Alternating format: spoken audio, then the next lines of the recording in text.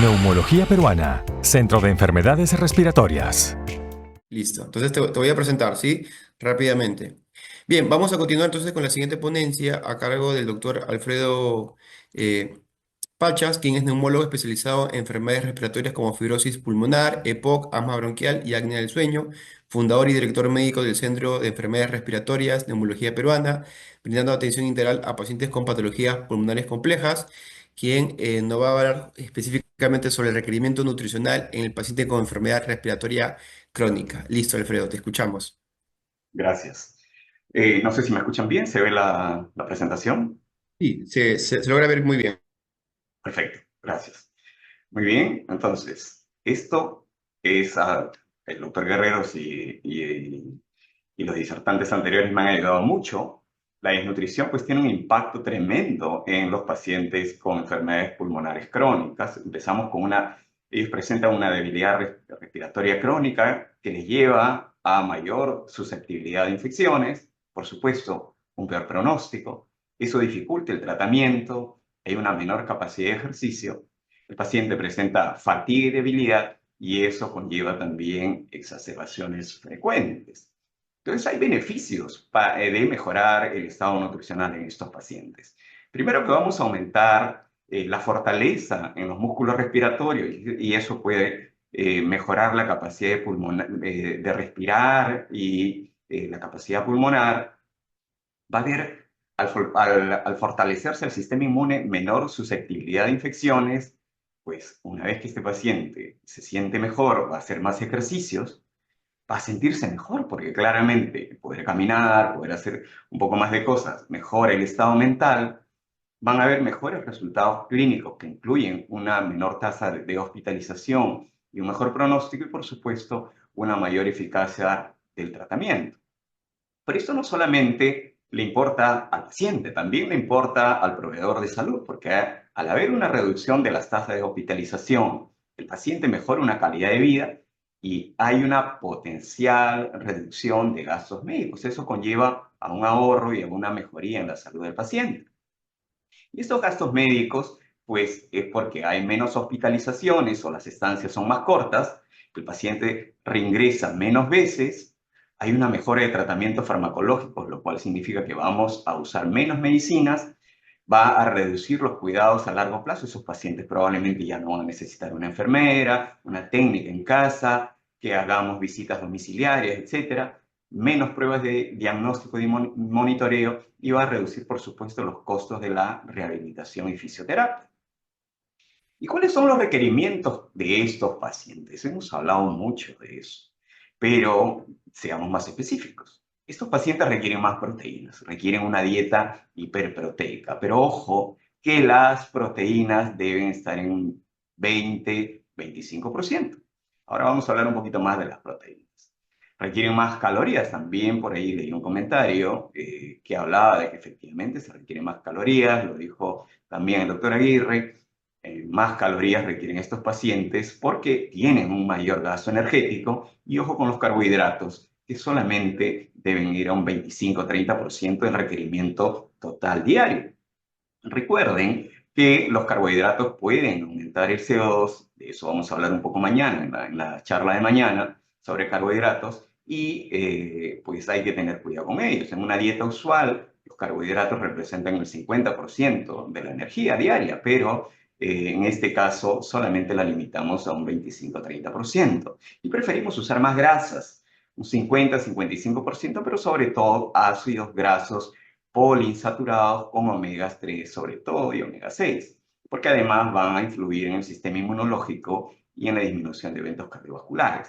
Por supuesto, ya vamos a hablar de las vitaminas y minerales y de la fibra, tan importante que mañana también lo vamos a tocar cuando hablemos de los carbohidratos.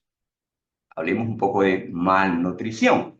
Esto es una publicación muy interesante donde ellos dicen, ¿no? Si mi paciente tiene, esto es un score, si mi paciente tiene menos de 18 de índice de masa corporal, le doy 2 puntos. Si está entre 18,5 y 20, le doy 1. Y si está por arriba de 20, ya está dentro del estándar y entonces va 0 puntos. Y si ha perdido de peso en los últimos 3 a 6 meses, Menos del 5% es 0 puntos, entre 5 y 10%, 1 punto, y más de 10%, 2 puntos. Haciendo todo este score, yo digo que si mi paciente tiene al menos 1 punto, yo debo observar al paciente, debo evaluar su dieta y pues puedo darle suplemento nutricional si mi paciente ya está con un índice menos de 20, un índice de masa corporal. Y cada 1 a 3 meses debo evaluar si ya llegó a su normalidad. Sin embargo, si mi paciente tiene ya un score de 2, pues ya está en alto riesgo y debo tratar no solo con dieta, sino darle suplementación oral, es decir, suplementos nutricionales. Y eso también, de eso vamos a seguir hablando aquí en la siguiente lámina. Recuerden, menos de 20 de índice de masa corporal o 2 puntos en este score, ya hablamos de malnutrición. Y por supuesto tenemos que evaluar toda la dieta, tenemos que evaluar otros detalles como náuseas, ingesta inapropiada, etc. Y le tenemos que prescribir un suplemento 2 veces por día, aparte de su dieta, ¿ya? Por al menos 12 semanas. ¿Ya? Por supuesto, debe tener altas proteínas, alta energía y un bajo volumen para que el paciente lo tolere. Y esto debe ir con un programa de rehabilitación. Recuerden, y esto lo hemos hablado ya antes, que pues la alimentación, la suplementación debe ir de la mano con ejercicios. Esto es súper importante. Después de 4 semanas yo debo evaluar que está cumpliendo con la suplementación y al menos después de 12 semanas y después de 12 semanas yo debo evaluar ya si mi paciente alcanzó salir del estado de malnutrición. Eso es parte importante, pero si no lo ha alcanzado, yo tengo que seguir con la nutrición. Entonces, si no ha salido no ha alcanzado este estado de buena nutrición, cada 3 o 6 meses, debo seguir con la suplementación y cada 3 o 6 meses irlo evaluando. Vamos a ver requerimientos específicos. Hablemos de proteínas. 30 gramos diarios como mínimo para sarcopenia y adultos mayores. Y de esos 30 gramos deben ser 15 gramos de aminoácidos esenciales. Pero ojo, en enfermedades respiratorias crónicas, donde el paciente pierde masa muscular y tiene otros problemas, la ingesta de proteínas debe ser 1.2 a 1.5 gramos por día. Veamos, si mi paciente pesa 40 kilos, por 1.5 al menos son 60 gramos de proteína. Ustedes se han puesto a pensar cuánto es los gramos de proteína que les damos a nuestros pacientes. Usualmente el suplemento más conocido solamente tiene 16 gramos y se lo damos una vez al día. Estamos bastante lejos de esos 50, 60 gramos que debemos darle por día a este tipo de pacientes con enfermedades respiratorias crónicas. Ojo que es diferente ser solo sarcopénico, un adulto mayor, a tener además una enfermedad respiratoria crónica. Y en cuanto a carbohidratos, lo normal, como les decía, aproximadamente el 50%, pero en el paciente con enfermedad respiratoria crónica está muy... Ya, pues no voy a trabajar con mouse. Entonces, en el paciente con enfermedad respiratoria crónica, 25 a 30% de carbohidratos no más. Las grasas, ya hablamos, debemos aumentarlas y sobre todo ricas en omega 3, que tiene propiedades antiinflamatorias, y de eso vamos a hablar un poco más adelante. Veamos los aminoácidos. Acá los aminoácidos básicamente pues intervienen, y aquí habló el doctor Aguirre muy bien de la leucina y cómo interviene en la síntesis de proteína en el músculo. Esto es importante porque de esto vamos a hablar muchas veces, y todo esto siempre con el mTORC1 metido una y otra vez. Siempre vamos a hablar del mTORC1, que el mTORC1, que es el que finalmente va a permitir que esta leucina ingrese como parte de las proteínas, ¿no? Vamos a ver. Y esto nos habla de que no solamente se trata de alimentación, los aminoácidos también debemos hacer ejercicios. Nos hablaba Jairo sobre ejercicios con peso y ejercicios aeróbicos y siempre el mTORC1 dentro de esto para que finalmente se formen las proteínas en los músculos. También es importante hablar del rol del HMB, el beta hidroximetilbutirato, que a través nuevamente del mTORC1 incrementa la formación de proteínas. Y por el contrario, hay una degradación de proteínas a través de la vía de la ubiquitina. Felizmente, este mTORC1 va a disminuir esa vía de la ubiquitina. Y este HMB, pues finalmente lo que hace es aumenta la fuerza y la masa muscular en el paciente con enfermedad respiratoria crónica, sarcopenia, postrados, adulto mayor, y su dosis recomendada es 3 gramos diarios. Veamos cuánto de nuestros suplementos tienen 3 gramos diarios de HMB. Y hablamos también, habló el doctor Aguirre, de los aminoácidos de cadena ramificada como la isoleucina, la leucina y la valina, que van a entrar en el ciclo del ácido cítrico y finalmente, nuevamente activando el mTORC1, vamos a tener una síntesis de proteínas en el músculo. La valina, pues, es uno de estos aminoácidos de cadena ramificada, como la leucina y la isoleucina, e intervienen, como les mencionaba, en todo lo que es formar músculo, pero no solamente eso, sino que además tiene una función inmunológica, que es importante en este tipo de pacientes mayores y con enfermedades respiratorias crónicas. En este caso, la dosis recomendada es entre 2.5 a 3 gramos por día, dividido en varias tomas. La leucina, de la cual se habló tanto, mantiene, por supuesto, los músculos y permite la reparación muscular. Estos músculos ya van a mejorar la función respiratoria. En pacientes postrados va a prevenir también nuevamente la pérdida muscular, mejora en la función física en el adulto mayor y su dosis es entre 3 a 6 gramos diarios dividida en 2 tomas. La leucina, por supuesto, hablábamos, y interviene nuevamente a través del mTORC1 en la síntesis de proteína en el músculo. La glutamina también es otro aminoácido importante que va a disminuir el riesgo de infecciones respiratorias porque mejora el sistema inmunológico, ayuda también en la integridad de la barrera intestinal. Mañana vamos a hablar mucho de lo que es el eje de pulmón-intestino, intestino-pulmón, y esta necesidad de mantener una integridad de la barrera intestinal. La reducción del catabolismo muscular, sobre todo en ancianos y pacientes postrados, va a ser mejorada con la glutamina. Es también un antioxidante y su dosis recomendada es de 0.3 a 0.5 kilo día.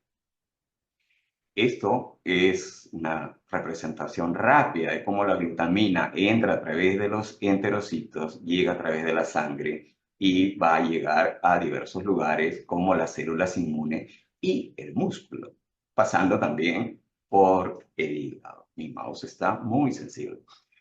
Veamos los beneficios de la arginina. La arginina, por supuesto, súper conocida en la síntesis del óxido nítrico, que mejora la circulación y así ayuda a que llegue mayor oxígeno a los tejidos, mejora la función inmunológica importante en pacientes mayores, sobre todo, mejora la capacidad de ejercicio porque hay mayor entrega de oxígeno a los músculos, hay una mejor reparación y mantenimiento del tejido muscular.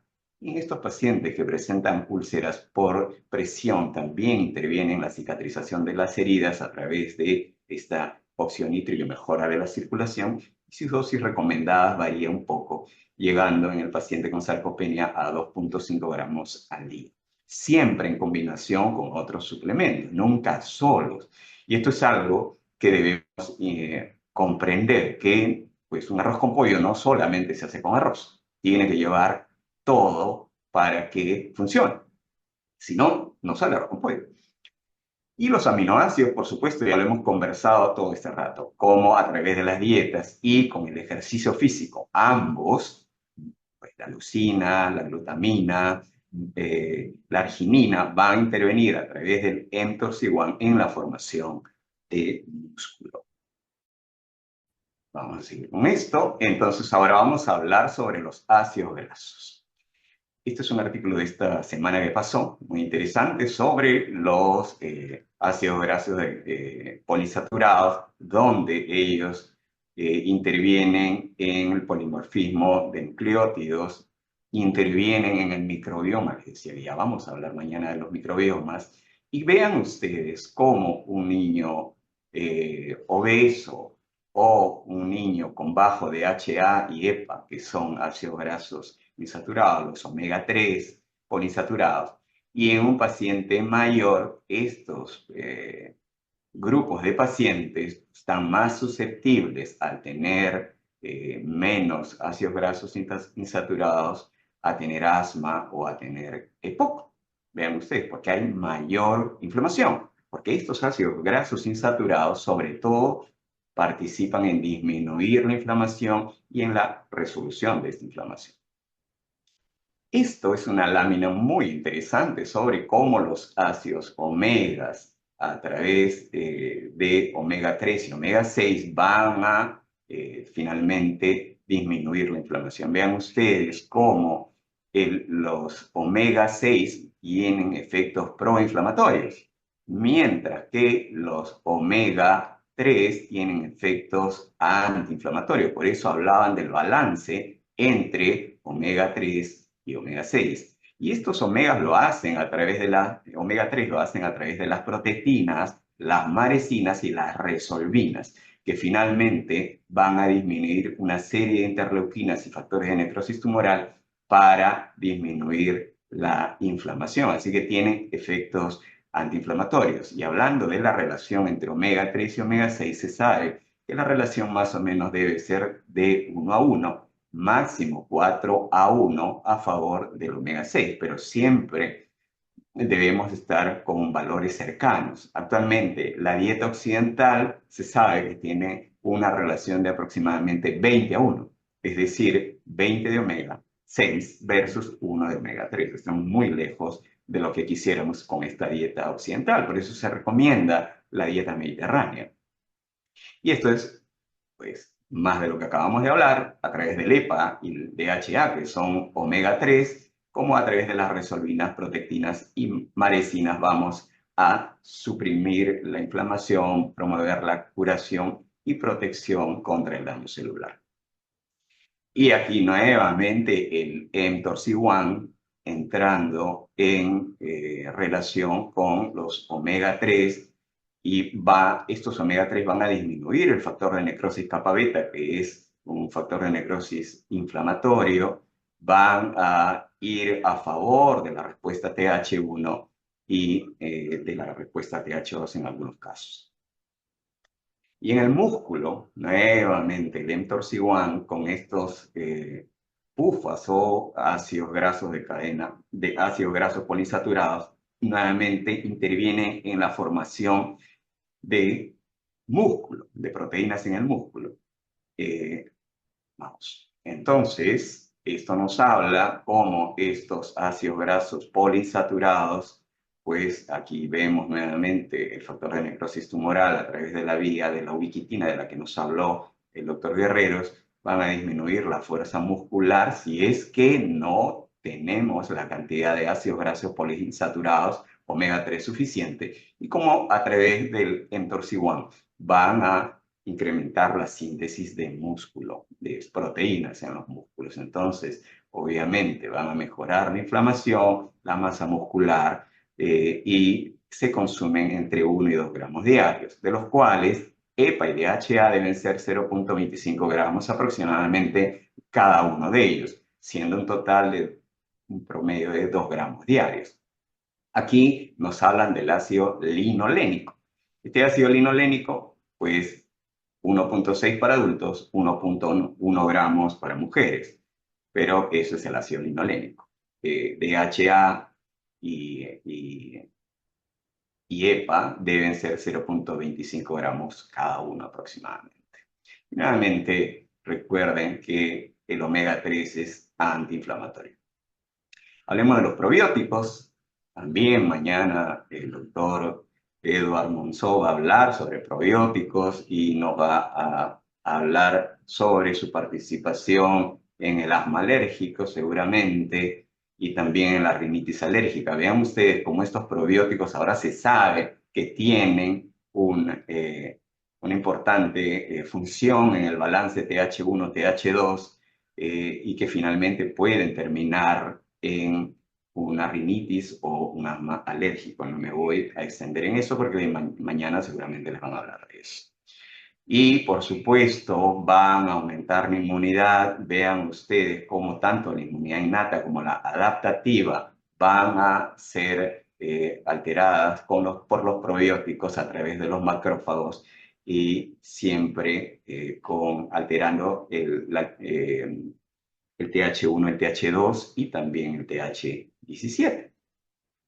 Y por supuesto, nuevamente, vamos a tener estos ácidos grasos de cadena corta, van a entrar en lo que son la síntesis proteica en los músculos a través de estos probióticos. Mañana vamos a hablar un poco sobre probióticos cuando hablemos de fibra y cómo a través de estos ácidos grasos de cadena corta van a formar músculo a través de la vía del mTOR. Entonces, función biológica e inmunológica, salud muscular y, por supuesto, puede reducir la incidencia de infecciones respiratorias, estos probióticos. Entonces, la dosis recomendada es 1 por 10 a la 9 o 10 a la 10 unidades formadores de colonia por día. Los prebióticos, la fibra, FOS, inulina, el GOS, de eso vamos a hablar también rápidamente, cómo pues modulan el sistema inmune, previniendo infecciones y también intervienen en la formación de músculo. Y eso es también junto con el calcio y la vitamina D. Estos prebióticos también son importantes.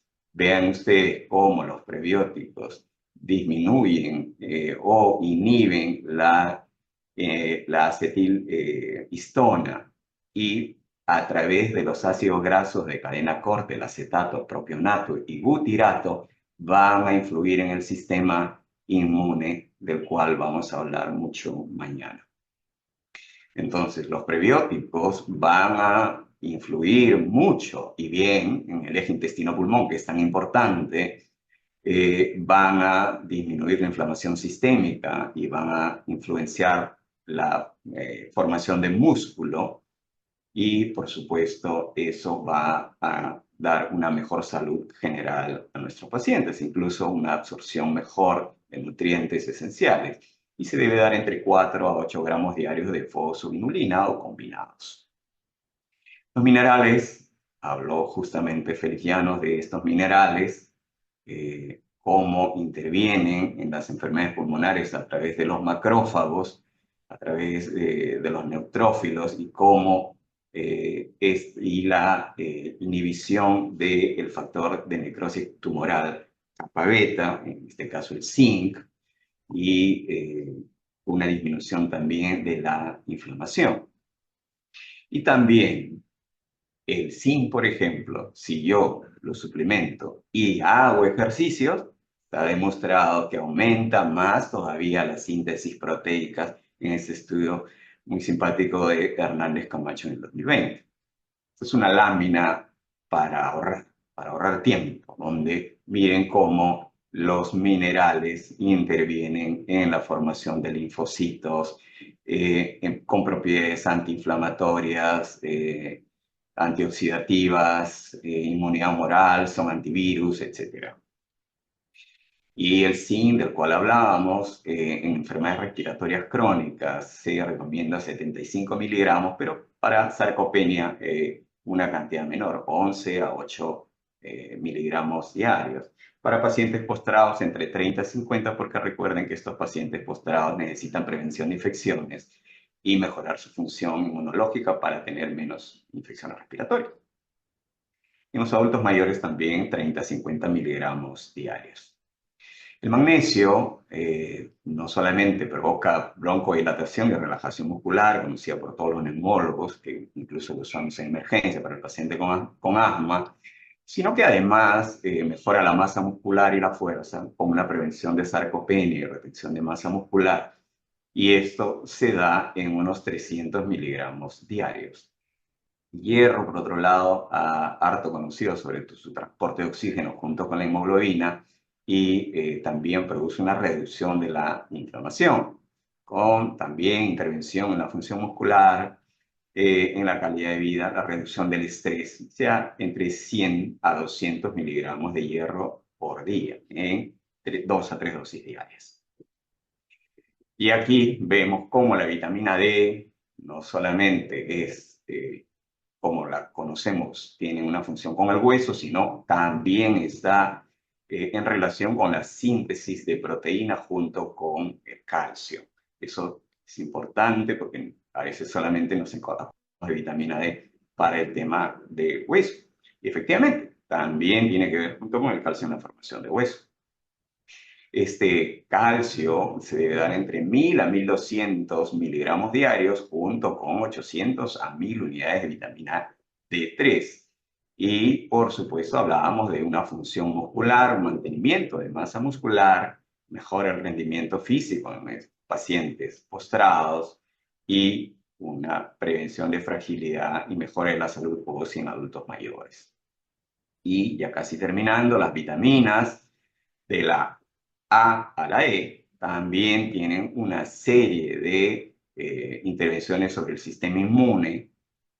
También la vitamina D ha sido relacionada con EPOC, asma, síndrome de distrés, a través de su regulación de la inflamación. También tiene relación en cáncer de pulmón y fibrosis quística, ¿no? Esto solamente es una revisión rápida. Recuerden, cada uno de estos va a ser desarrollado luego en el curso. También tiene que ver, por supuesto, con la formación de hueso, la vitamina D. Entonces, esta vitamina D reduce las exacerbaciones de diversas enfermedades respiratorias crónicas, tiene efectos antiinflamatorios, inmunomoduladores, interviene en la reparación y protección del epitelio pulmonar, también tiene que ver con los músculos, ya lo mostramos en una lámina, y pues una buena salud ósea en un adulto mayor puede prevenir caídas e infecciones al mejorar su función inmunológica. La dosis ya la habíamos mencionado, y hablemos ahora de la vitamina B, el complejo B, pues reducen el riesgo de fragilidad, siempre tienen que ver con el músculo, en el paciente sarcopénico, reducción del estrés oxidativo y tienen una función inmunológica. Ahí están las dosis de cada una de estos tipos de vitamina B del complejo B. Importante, los antioxidantes tienen que ver con los 3 tipos de vitaminas que faltan, A, C y E. Los 3 son antioxidantes y hoy, ya lo hemos visto en las diversas láminas, el tema de oxidación está muy en boga y se habla mucho de ello en las enfermedades respiratorias crónicas. Así que hay diversos estudios sobre sus efectos antioxidantes en las enfermedades respiratorias crónicas. Entonces, básicamente la vitamina C es, pues, un gran antioxidante, pero también interviene en la salud muscular. Ya habló el doctor Aguirre, muy a propósito se lo pregunté, que las megadosis de vitamina C no tienen probado ninguna diferencia con usar vía oral. Está la dosis recomendada, 400 a 1000 miligramos diarios. La vitamina E, nuevamente antioxidante, interviene en la salud muscular y básicamente esa es la función de la vitamina D con 400-800 unidades diarias. La vitamina A también se sabe que en EPOC hay una disminución de la vitamina A y que estos pacientes pueden experimentar mayores exacerbaciones con una mejora en la función pulmonar y con una función inmunológica en adulto mayor importante, intervienen en su función inmunológica y en la integridad de piel y mucosas, sobre todo en los postrados que tienen heridas. La dosis recomendada está ahí, 700 a 900 microgramos. ¿Cuáles son los alimentos ideales en estos pacientes? Ahí está nuestra pirámide. Es una pirámide un poquito diferente. Mucha agua, vegetales, fruta fresca, aceite de oliva, frutos secos, granos, pastas. Sí, es importante las pastas. Pan, sobre todo los integrales, de eso vamos a hablar un poquito mañana. Yogur, vino, una copita de vino, 125 mililitros diarios, como antioxidante recomendado en estos pacientes. Omega 3, por supuesto, en los pescados, queso fresco, un poco menos, ya huevos, pan blanco, carne blanca menos, legumbres frescas un poco menos, carne roja ya un poco menos, y por supuesto los postres, los dulces, casi nada. Entonces, siempre vamos a preferir la dieta mediterránea para el paciente respiratorio. Eso es, creo, harto conocido. ¿Qué ideas nos llevamos para casa para terminar? El paciente con enfermedad respiratoria crónica necesita una dieta hipercalórica siempre y cuando no esté obeso, una dieta hiperproteica, aproximadamente 50-60 gramos de proteínas diarias, ácidos grasos poliinsaturados, pescado es un gran alimento para eso, EPA y DHA, de preferencia 0,25 gramos de cada uno de ellos. Necesitamos aminoácidos y sus derivados como el HMB, valina, leucina, la arginina. Necesitamos probióticos como los lactobacillus. Mañana el doctor Monzón nos va a hablar de eso. Vamos a hablar nosotros sobre prebióticos y fibra, que también se necesitan. Minerales como el zinc, magnesio, calcio, fierro, cobre, selenio y las vitaminas de la A a la E, idealmente porque todas ellas han demostrado tener algún efecto. Y como les decía temprano, un arroz con pollo no solo se hace con arroz o con pollo, sino con toda la receta completa. Muy bien, quedo atento a sus preguntas. Gracias. Muy bien, Alfredo. Muchas gracias por la ponencia. También en realidad bastante interesante y bastante completa. Neumología Peruana, Centro de Enfermedades Respiratorias.